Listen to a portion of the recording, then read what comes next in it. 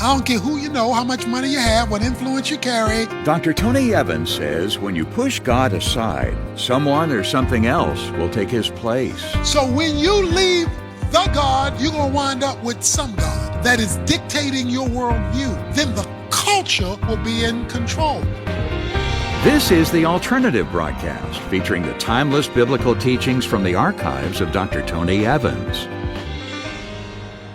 We live in a world where truth has become whatever people decide it is. But that humanistic outlook isn't new. It's the same kind of mindset that pulled God's people off track in the book of Judges. Today, Dr. Evans explains how Israel's spiritual compromise led to cultural collapse and why returning to God's truth is still the only way to reverse the consequences. Let's listen. We ended last time with verse 10. All that generation of chapter 2 also were gathered to their fathers. And there arose another generation after them who did not know the Lord, nor yet the work which he had done for Israel. Parents had failed to transfer the faith to their children.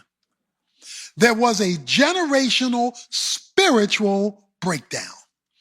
And the generational spiritual breakdown that took place brought about decline in the culture. One of the things that the end of the book of Malachi says is that when the messenger of God comes, he will restore the hearts of the fathers to the children and the children to the fathers. Why is this restoration necessary? This restoration was necessary because when the family breaks down, civilization breaks down with it. Look at how many social issues we are facing today due to family breakdown. Now, the parents had seen the work of God, book of Joshua. They had enough experience with God to know the truth and to operate with the truth and saw the power of the truth. But they got comfortable with their faith and failed to transfer it. Family disaster will lead to national disaster. Okay, so we go into verse 9. Then the sons of Israel did evil in the sight of the Lord and served the Baals. Here we are talking about Baal. He is the dominant idol in the Old Testament, and certainly in the book of Judges. Baal was looked to provide fertility of the soil, so the crops would grow, fertility of the animals, so that they would have plenty of farm animals and reproduction there, or fertility of human reproduction. Let's put it another way. Mother Nature took the place of Father God. Okay? They looked to the natural realm, but they had an idol, so it became a religious thing, because humanism is religion.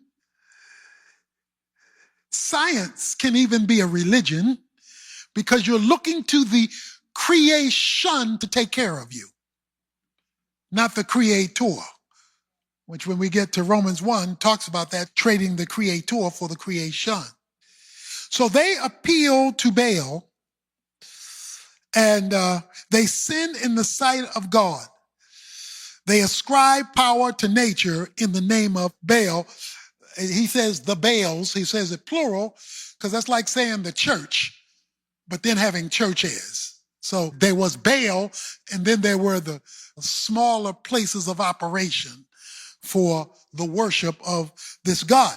Why did they go to Baal? Because the faith had not been transferred back to verse 10. So they sinned in the sight of God, and Baalism became a philosophy of life. It was the way you lived your life. You lived your life Baalistically. That is, with this mindset or orientation, it became a culture of living. And so they served the Baals. That is, they operated their lifestyle based on this religious frame of reference. So they're departing from God, and they forsook the Lord, verse 12, the God of their fathers. They followed other gods from among the gods of the peoples, verse 12 says, who were among them. Okay, watch that. What are they doing? They are following the culture that they're in. Let's put it another way. They did not rub off on the culture rubbed off on them. So this is where the school system is rubbing off on your children, or the media is rubbing off on your children. In other words, they have left the Lord because it wasn't a transfer, and as a result of them leaving the Lord, they bought into the cultural lies, all due to a lack of transfer. So they buy into this cultural lie, philosophy, education, secularism. Man becomes Lord over nature, and of course, they forsook the Lord and served, verse 13, Baal and Ashtaroth, which is Baal's girlfriend or Baal's wife. So it's a family affair here. The anger of the Lord burned against Israel.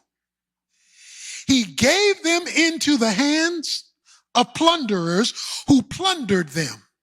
And he sold them into the hands of their enemies around them so that they could no longer stand before their enemies. Okay? Please notice, no spiritual transfer. They left God. God then allows the evil system that they were now submitting themselves to rule them. So when you leave the God, you're going to wind up with some God. You're going to wind up with some influence that is dictating your worldview. And when you and I wander from the true God and we wind up with this false view of man that tries to be God, has a false view of nature, and operate, then the culture will be in control. One of the reasons why our culture today is becoming so secular is because so many of God's children have wandered from God, and we've got a generation who don't even know what we're talking about.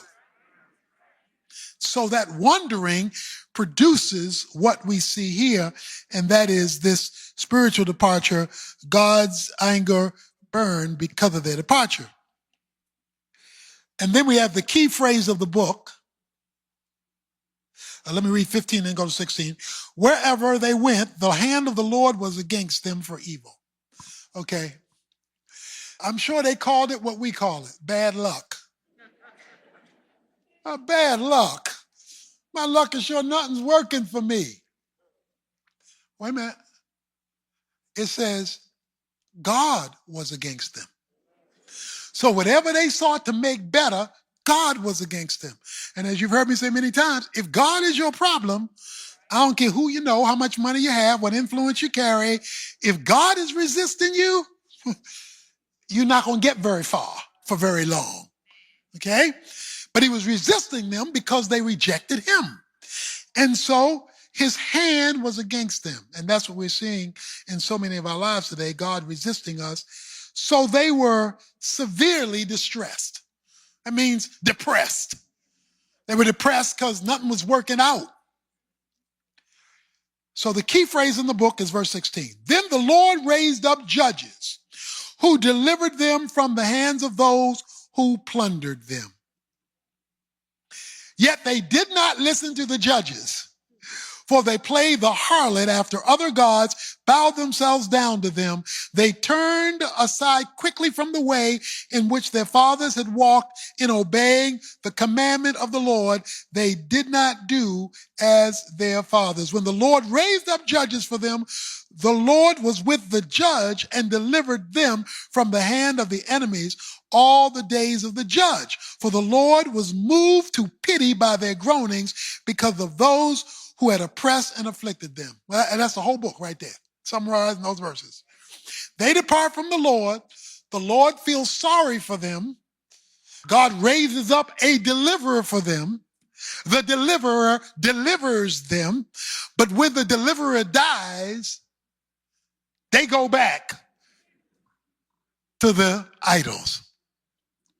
The point is that they would wander back from God. So this cycle is the cycle of the book. So God would raise up a person in order to lead the people back to him when the people were crying out for their condition. And so, but when the judge died, verse 19, they would turn back and act more corruptly. They got worse than their fathers, and following other gods and serving them, bowing down to them. So the anger of the Lord burned against Israel because of this nation has transgressed my covenant, which I commanded their fathers. I will no longer drive out before them any of the nations which Joshua left when he died. When you go back to Joshua, God is driving folk out. He's opening doors. That's how we would say it today. He's opening doors. He's creating things. He's making things happen. But he says, when you leave me, I'm no longer going to make stuff happen.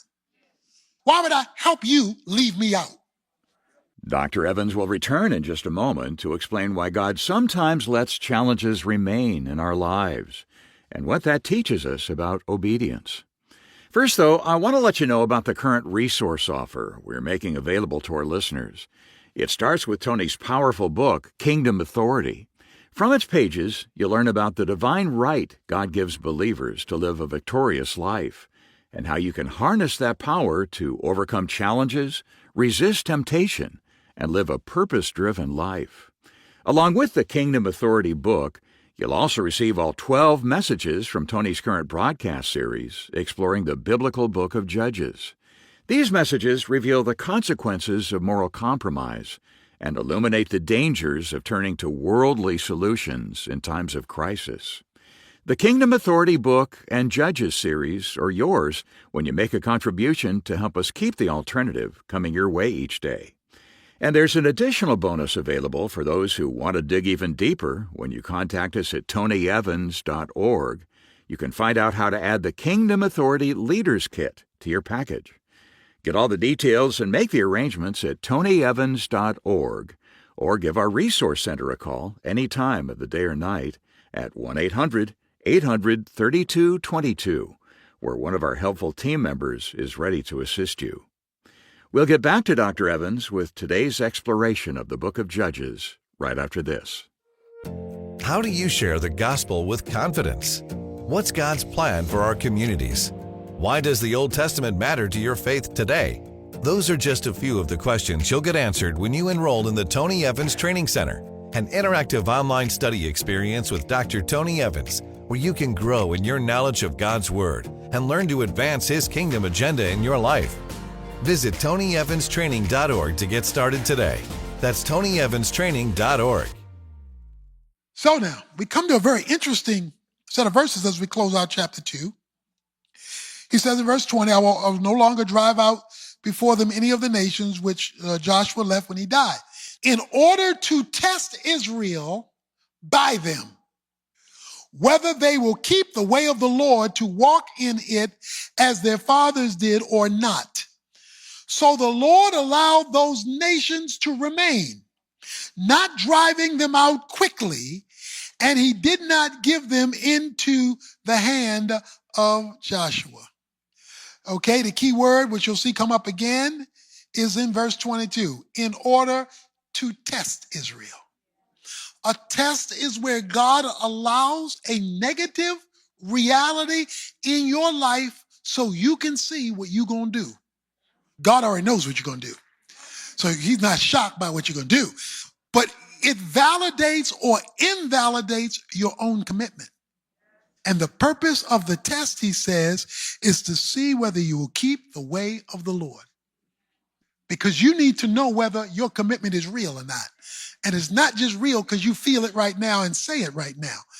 It's whether you will follow through in what he says. So this leads us to chapter 3.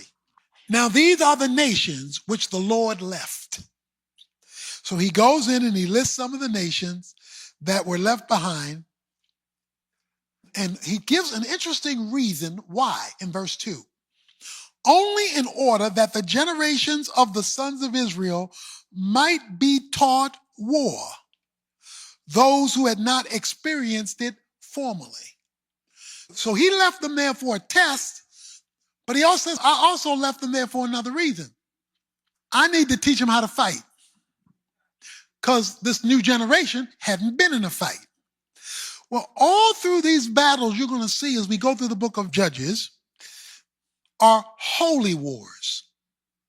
In other words, They are spiritual battles being fought, but on a physical battlefield.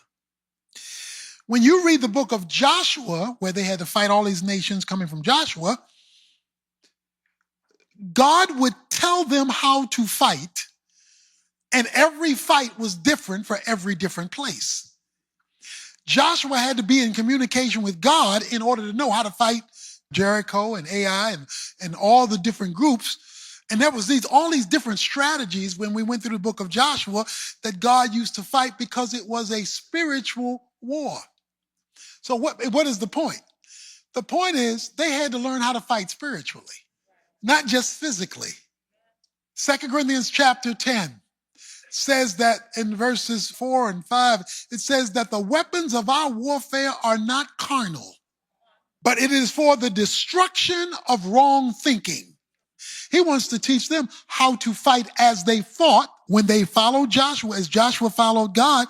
He had all these weird, nobody would think about marching around a wall as a battle strategy, but that was the strategy God gave. And if you don't know how to listen to God, then you're not going to use God's strategy. You're going to go straight to the world, or you're going to borrow from the Canaanites. Verse 4, for they were for testing Israel to find out if they would obey the commandments of God. Okay, well, watch this. He's teaching them how to wage war. Well, how are you going to wage war? Well, I'm going to give you a test. I'm going to see whether you will obey my commandments. Because you can only wage war spiritually, because it's a holy war. You can only wage spiritual war by my word. You cannot wage spiritual war with your word. Okay, so here we go. We're marching to our first judge here. Verse 7, the sons of Israel did what was evil in the sight of the Lord and forgot the Lord, their God, and served the Baals and the Asheroth. Then the anger of the Lord was kindled against Israel, so that he sold them into the hands of Cushan Rahathaim, king of Mesopotamia, and the sons of Israel served them 8 years. Okay, watch this. Their enemies were ruling over them because they left God. This is God's covenantal people. The covenantal people of God today is the church. Because they had left God, the evil world was ruling them. Verse 9. When the sons of Israel cried to the Lord, not until they cried. Crying to the Lord in the Bible speaks of desperation. This is not now I lay me down to sleep, pray the Lord my soul to keep. If I die before I wake, pray the Lord my soul to take. That's not crying unto the Lord. Crying unto the Lord means you have come to the end of yourself. You have gotten desperate because things have gotten that bad. The reason that they got that bad was so they would cry. That is, they would get serious about calling on God. After it took them 8 years to cry. I'm sure that plenty of us could talk about all the years. We kept trying to fix it, kept trying to solve it, kept trying to deal with it. And maybe you went to church, maybe you did that, but you ain't get desperate. Why? Because you were still dealing with the Canaanites. But now they cried to the Lord. It took 8 years. The Lord raised up a deliverer. So he raises up this judge. A judge was basically a civil ruler that God raised up to bring about deliverance and vengeance against God's enemies. So they were 8 years a slave, but now they've gotten 40 years of peace. And what made the transfer from 8 years of defeat to 40 years of victory? Crying out. Their desperate cry reversed their situation because it drove them back to God. So let me just say, by word of application to any who are here, who are going through year after year after year of defeat, have you cried out? Have you disconnected from the idols, including yourself? And have you thrown yourself completely on God and God's ways? They didn't just pray, they recommitted themselves to fully following God, because that was the test. Will you listen to my commandments? Have you thrown yourself to him for deliverance? God raised up somebody that they didn't know he was going to raise up. How God's going to do it, I don't have the slightest idea. Who's God's going to use? I don't have the slightest idea. But he raises up what his means are at his time to bring about the deliverance. It says, Othniel died, verse 11. It says they were good till the judge died. Now the sons of Israel did evil in the sight of the Lord. So they didn't go on left because their leader left, died. And so they didn't have the leader. And so they go left. So the Lord strengthened Eglon, the king of Moab, against Israel because they had done evil in the sight of the Lord. Eglon is their enemy, Israel's enemy. God raises up the enemy, like he did in the previous situation, because they departed from God. You would have thought they would have stayed with God after 40 years. But see, the problem is you can get used to God's goodness. God's goodness for all of us can become common. In fact, it's not till things go left long enough that we remember how important God is to everything. But when God is good month after month, year after year, decade after decade, you got 4 decades. You're enjoying the goodness of God. And when that reminder is not there and the judge is gone, they return right back to that. And so God had to raise up Eglon.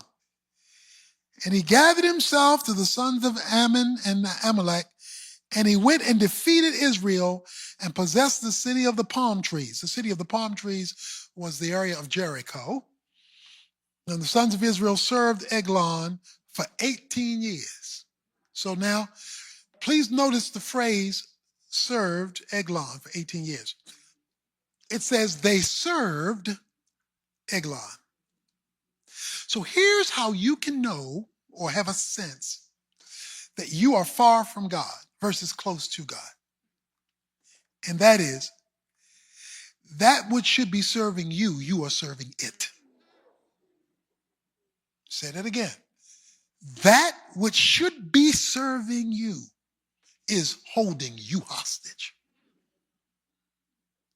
That is a good indication. Not the fact of having the trials, because the enemies, God left the enemies there. So it's not that there weren't problems around them. In this world, you're going to have problems, but it's now the problems that were around them were now owning them. They were serving Eglon. They did what Eglon said do. Go where Eglon says go. It was bossing you around, and it was the illegitimate boss because it was the enemy of God.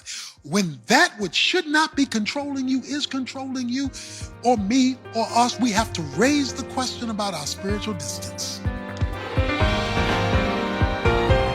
Dr. Tony Evans on the roots of spiritual breakdown and the importance of keeping our focus on God. Now, if you'd like to have a copy of today's message to review on your own or pass along to a friend, just contact us for details on the title, The Rise of the Judges. Better yet, get this message as a part of Tony's current 2-volume teaching series, simply titled Judges. Remember, right now, for a limited time, you can get all 12 lessons in this collection as our gift, along with Tony's powerful book, Kingdom Authority. Just visit tonyevans.org to get the details and make the arrangements, or call our Resource Center at 1-800-800-3222, where team members are ready to help you 24/7.